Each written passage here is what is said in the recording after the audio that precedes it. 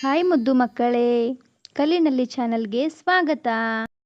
ಇವತ್ತು ನಾವು ಮಾಯಾವಿ ವಿಗ್ರಹ ಎಂಬ ಕಥೆಯನ್ನು ನೋಡೋಣ ಬನ್ನಿ.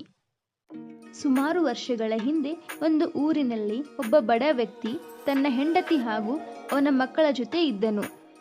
ಅವನು ಹಸುಗಳನ್ನು ಸಾಕಿದ್ದನು. ಅವುಗಳನ್ನು ಮೇಯಿಸುವ ಸಲುವಾಗಿ ದಿನಾಲು ಕಾಡಿಗೆ ಹೋಗುತ್ತಿದ್ದನು. ಹೀಗಿರಬೇಕಾದರೆ ಕಾಡಿನಲ್ಲಿ ಒಂದು ದಿನ ಒಬ್ಬ ಋಷಿಗಳು ಅವನಿಗೆ ಸಿಗುತ್ತಾರೆ ಮತ್ತು ನೋಡಪ್ಪ, ನನಗೆ ತುಂಬಾ ಬಾಯಾರಿಕೆ ಆಗ್ತಾ ಇದೆ. ಇಲ್ಲಿ ಸಮೀಪ ಎಲ್ಲೂ ನೀರು ಇರೋ ಹಾಗೆ ಕಾಣ್ತಾ ಇಲ್ಲ. ನಿನ್ನ ಹತ್ತಿರ ಇದ್ರೆ ಸ್ವಲ್ಪ ಕೊಡು ಎಂದು ಕೇಳಿದರು. ಆಗ ಆ ಬಡ ವ್ಯಕ್ತಿ ನೀರನ್ನು ಕೊಟ್ಟು ತನ್ನ ಪರಿಸ್ಥಿತಿಯ ಬಗ್ಗೆ ಅವರ ಹತ್ತಿರ ಹೇಳುತ್ತಾನೆ. ಆಗ ಋಷಿಗಳಿಗೆ ಅವನ ಮೇಲೆ ಕರುಣೆ ಬಂದು ಒಂದು ದೇವರ ವಿಗ್ರಹವನ್ನು ಕೊಡುತ್ತಾರೆ. ಅದನ್ನು ನೋಡಿ ಆ ವ್ಯಕ್ತಿ, ಈ ವಿಗ್ರಹವನ್ನು ತೆಗೆದುಕೊಂಡು ನಾನೇನು ಮಾಡಲಿ? ಇದೇನು ನನ್ನ ಬಡತನವನ್ನು ಕಡಿಮೆ ಮಾಡುತ್ತದೆಯೇ ಎಂದು ಕೇಳಿದನು. ಆಗ ಋಷಿಗಳು, ಇದು ಸಾಮಾನ್ಯ ವಿಗ್ರಹವಲ್ಲಪ್ಪ, ವಿಶೇಷ ಶಕ್ತಿಯುಳ್ಳ ಮಾಯಾವಿ ವಿಗ್ರಹ. ನೀನು ಈ ವಿಗ್ರಹದ ಮುಂದೆ ನಿಷ್ಕಲ್ಮಶ ಮನಸ್ಸಿನಿಂದ ಏನೇ ಕೇಳಿದರೂ ನಿನಗೆ ನೀಡುತ್ತದೆ ಎಂದರು. ಇದನ್ನು ಕೇಳಿ ಖುಷಿಗೊಂಡು ಋಷಿಗಳಿಗೆ ವಂದಿಸಿ ವಿಗ್ರಹವನ್ನು ತೆಗೆದುಕೊಂಡು ಅಲ್ಲಿಂದ ಆ ವ್ಯಕ್ತಿ ಮನೆಗೆ ಹೊರಟನು. ಮನೆಗೆ ಬಂದ ತಕ್ಷಣ ಹೆಂಡತಿಯನ್ನು ಕರೆದು, ನೋಡು, ನನಗೆ ಋಷಿಗಳು ಮಾಯಾವಿ ವಿಗ್ರಹವನ್ನು ಕೊಟ್ಟಿದ್ದಾರೆ. ಇದು ನಾವು ಕೇಳಿದ್ದನ್ನೆಲ್ಲ ನಮಗೆ ನೀಡುತ್ತದೆ ಎಂದನು. ಆಗ ಅವನ ಹೆಂಡತಿ ನಗುತ್ತಾ, ಏನು, ಮಾಯಾವಿ ವಿಗ್ರಹವ? ತಮಾಷೆ ಮಾಡಬೇಡಿ.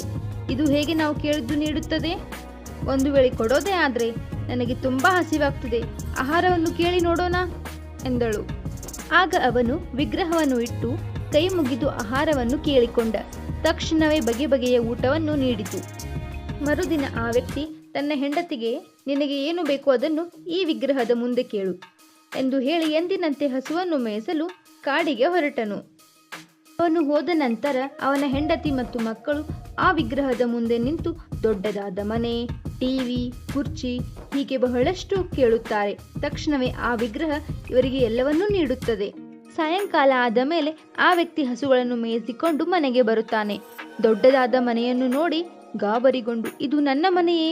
ನನ್ನ ಮನೆ ಚಿಕ್ಕದಿತ್ತಲ್ಲ ಎಂದುಕೊಂಡನು. ಅವನ ಹೆಂಡತಿ ಕಾಯುತ್ತಾ ಬಾಗಿಲ ಬಳಿಯೇ ನಿಂತಿದ್ದಳು. ಇದು ನಮ್ಮ ಮನೆಯೇ, ಎಲ್ಲ ಈ ಮಾಯಾವಿ ವಿಗ್ರಹದ ಪ್ರಭಾವ ಎಂದಳು. ಇವರು ತಮಗೆ ಬೇಕಾದದ್ದನ್ನೆಲ್ಲ ಆ ವಿಗ್ರಹದಿಂದ ಪಡೆದುಕೊಂಡು ಸುಖಕರ ಹಾಗೂ ಶ್ರೀಮಂತಿಕೆಯ ಜೀವನವನ್ನು ಸಾಗಿಸುತ್ತಿದ್ದರು. ಕೆಲವು ದಿನಗಳ ನಂತರ ಒಬ್ಬ ಋಷಿಗಳು ಅವರ ಮನೆ ಮುಂದೆ ಬಂದು, ತುಂಬಾ ಬಾಯಾರಿಕೆ ಆಗ್ತಿದೆ ಅಮ್ಮ, ಸ್ವಲ್ಪ ಕುಡಿಯಲು ನೀರು ಕೊಡು ಎಂದು ಅವನ ಹೆಂಡತಿಯನ್ನು ಕೇಳಿದರು. ಇದನ್ನೆಲ್ಲ ಕೇಳುತ್ತಾ ಆ ವ್ಯಕ್ತಿ ಒಳಗಿನಿಂದ, ಯಾರು ಅದು ನೀರನ್ನು ಕೇಳುತ್ತಿದ್ದಾರೆ ಎಂದನು. ಆಗ ಅವಳು, ಯಾರೋ ಗೊತ್ತಿಲ್ಲ, ಭಿಕ್ಷುಕ ಇರಬಹುದು ಎಂದಳು. ಇಲ್ಲಿ ನೀರು ಗೀರು ಏನೂ ಸಿಗಲ್ಲ, ಕಳಿಸು ಆ ಭಿಕ್ಷುಕನ ಎಂದನು. ಇದನ್ನು ಕೇಳಿದ ಆ ಋಷಿಗಳು ಅಲ್ಲಿಂದ ಹೊರಟರು.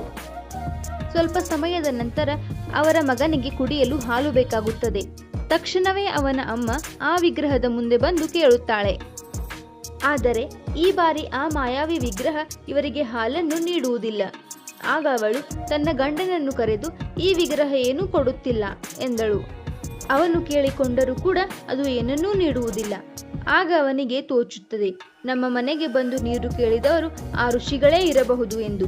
ತಕ್ಷಣವೇ ಓಡುತ್ತಾ ಋಷಿಗಳನ್ನು ಹುಡುಕಲು ಕಾಡಿಗೆ ಹೊರಟನು. ಋಷಿಗಳೇ, ನಿಲ್ಲಿ, ನನ್ನಿಂದ ದೊಡ್ಡ ತಪ್ಪಾಯಿತು. ನನ್ನ ಹೆಂಡತಿಗೆ ನಿಮ್ಮ ಬಗ್ಗೆ ಗೊತ್ತಿರಲಿಲ್ಲ. ಬನ್ನಿ ನಮ್ಮ ಮನೆಗೆ, ನೀರನ್ನು ನಾನು ಕೊಡುತ್ತೇನೆ ನಿಮಗೆ ಎಂದನು. ಆಗ ಋಷಿಗಳು, ಇಲ್ಲಪ್ಪ, ಈಗ ಯಾವುದೇ ಉಪಯೋಗವಿಲ್ಲ. ನೀನು ಆಗ ಒಳ್ಳೆಯ ವ್ಯಕ್ತಿ ಇದ್ದೆ, ಆದ್ದರಿಂದ ಆ ವಿಗ್ರಹ ನಿನಗೆ ಸಹಾಯ ಮಾಡುತ್ತಿತ್ತು. ಆದರೆ ನಿನಗೆ ಶ್ರೀಮಂತಿಕೆ ಬಂದ ತಕ್ಷಣ ನಿನ್ನಲ್ಲಿದ್ದ ಒಳ್ಳೆಯ ಗುಣ ಹಾಗೂ ಮನುಷ್ಯತ್ವ ಸತ್ತು ಹೋಗಿದೆ. ಹಾಗಾಗಿ ಇನ್ನು ಮುಂದೆ ನಿನಗೆ ಆ ಮಾಯಾವಿ ವಿಗ್ರಹ ಏನನ್ನೂ ನೀಡುವುದಿಲ್ಲ ಎಂದು ಹೇಳಿ ಹೊರಟರು. ಸೊ ಈ ಕಥೆಯಿಂದ ನಾವೇನು ಅರ್ಥ ಮಾಡ್ಕೋಬೇಕೆಂದ್ರೆ, ಬಡತನವಿರಲಿ ಶ್ರೀಮಂತಿಕೆ ಇರಲಿ, ನಮ್ಮಲ್ಲಿರುವ ಮನುಷ್ಯತ್ವವನ್ನು ನಾವು ಎಂದಿಗೂ ಮರೆಯಬಾರದು.